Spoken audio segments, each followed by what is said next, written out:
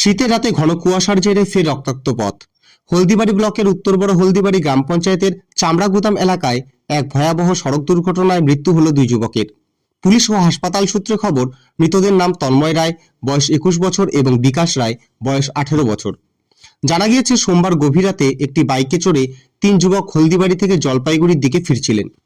সেই সময় চামড়াগুদাম এলাকায় কোনো এক বড় গাড়ির সাথে বাইকটির মুখোমুখি সংঘর্ষ ঘটে। স্থানীয়দের অনুমান, দৃশ্যমানতা কম থাকায় এই দুর্ঘটনাটি ঘটেছে। ঘটনাস্থলে মৃত্যু হয় তন্ময় ও বিকাশের।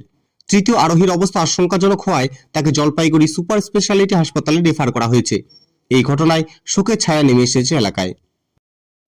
ঘটনাটা কালকে রাত্রে বাড়ির থেকে সিকিম থেকে এসে বাড়িতে এসে খাওয়া দাওয়া করছে, খাওয়া দাওয়া করে বাড়ির থেকে বেরিয়েছে, হলদিবাড়ি আসবে আর কি।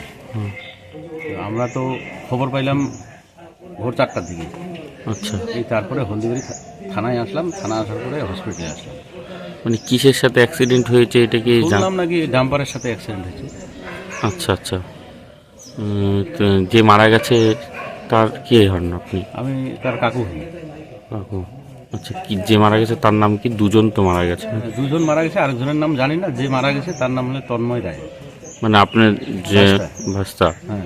আরেকজনের নাম জানা যায়নি। না, আচ্ছা, ওর বাড়ি কোথায় সেটাও জানা যায়নি। ওর বাড়ি যেটা শুনলাম লালবাজাপাড়া, আর আপনাদের ওই যে গুজারিপাড়া। বেরিপাড়া, হ্যাঁ, গোড়ালবাড়ি। গোড়ালবাড়ি। মানে দুজনেরই জলপাইগুড়ি। হ্যাঁ, জলপাইগুড়ি ডিস্ট্রিক্টের। এটা রাতের দিকে হয়েছে ঘটনা? রাতের দিকে শুনলাম 1টার সময় ঘটনাটা ঘটছে আর কি। আচ্ছা আচ্ছা। বাইক নিয়ে এসছে? হ্যাঁ, বাইক নিয়ে তিনজনে আসছে। তাহলে আরেকজন আরেকজন রাত্রেবেলায় ট্রান্সফার করছে 10 তলায়। এখন যে কেমন আছে সেটা আমরা জানি না আর কি। আচ্ছা।